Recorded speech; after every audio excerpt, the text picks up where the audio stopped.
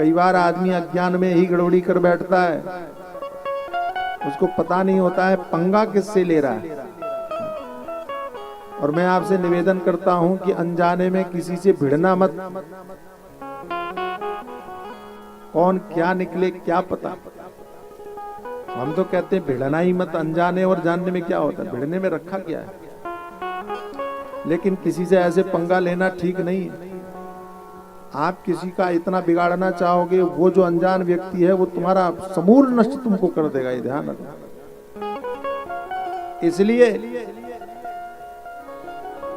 महात्मा से, भगवान से, सज्जनों से, सज्जन पुरुषों से पंगा मत लेना। जिन कथाओं को हम सुनते हैं, इन कथाओं से ये सीखो। रावण ने विभीषण से पंगा लिया, विनाश हो गया। और आज के समय पर भी हमने अनेकानेक उदाहरणों से देखा और समझा है कि जब भी आप धर्म के विषय में अनर्गल टिप्पणियां करते हैं, आपका विनाश की गाथा आप स्वयं लिख रहे हो।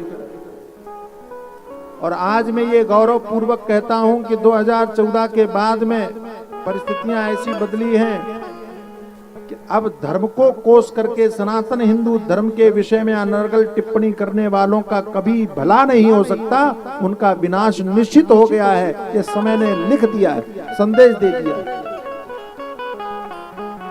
इसलिए बड़े बड़े नेताओं को आपने अब जनेऊ पहनते हुए देखा होगा, तिलक लगाते हुए देखा होगा, भगवा धारण करते हुए। अब तो मैंने कई बार देखा वो धोती पहन करके आने की कोशिश करते हैं। पहनना आता नहीं है लेकिन कोशिश करते हैं, ताकि हम थोड़े हिंदू दिखने लग जाए।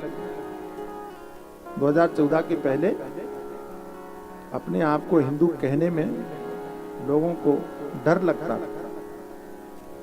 सार्वजनिक टीवी पर कभी भी आप हिंदू के पक्ष में बोलने वालों को दिखाई नहीं पड़ता था।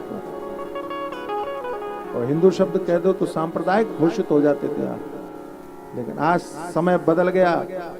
जो राम को झूठा बता रहे थे वो राम जी के निमंत्रण की प्रतीक्षा में बैठे हुए हैं। जो कह रहे थे राम है ही नहीं, कल्पना में है, और वे ही धूर्त लोग कह रहे हैं कि हमको निमंत्रण क्यों नहीं मिला। रहे भाई जब है ही नहीं तो तुमको निमंत्रण किस बात का। बदल गया समय। और जो लोग कह रहे थे कि राम है ही नहीं, वो कहते हैं कि राम पर तुम्हारा थोड़ी अधिकार है। अरे भाई जब समझ में, राम तो सबके है। ये अकल 2014 के बाद ही आई तुमको, उससे पहले नहीं थी। तब तो तुम वहां एफिडेविट दे रहे थे कोर्ट में, तरह तरह के प्रमाण दे रहे थे, कामों को रोकने का पाप कर रहे थे कि कहीं मंदिर बन न जाए, इसके लिए प्रयत्नशील थे।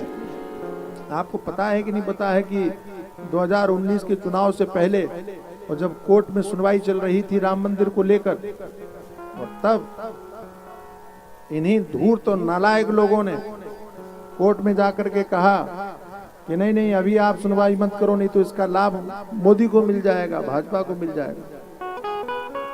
और कोर्ट ने स्वीकार भी कर लिया कि हाँ ठीक है, चुनाव के बाद में हम सुनेंगे। देखो, और कोर्ट ने जो टिप्पणी की थी, बड़ी दुखद टिप्पणी थी। उसने कहा था कि राम मंदिर और अयोध्या वाला प्रकरण हमारी प्रायोरिटी में नहीं है, प्राथमिकता में नहीं है, हम बाद में सुनेंगे। बड़ा कष्ट हुआ, लेकिन हम जानते थे कि इसका भी लाभ और फल कुछ अच्छा ही होगा।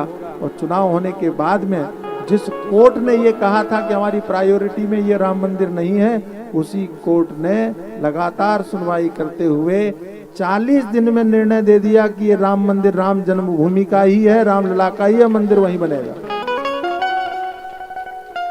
और तब समझ में आया कि जिस मामले को 70 साल तक लटका के रखा गया, वो मामला केवल 40 दिन का था, केवल 40 दिन का। लेकिन हमारे साथ में कितना बड़ा छल हुआ, देखो आप। अब समय बदल गया, इसलिए सबको ये समझना चाहिए, किसी से पंगा नहीं लेना चाहिए, और धर्म से तो बिल्कुल नहीं।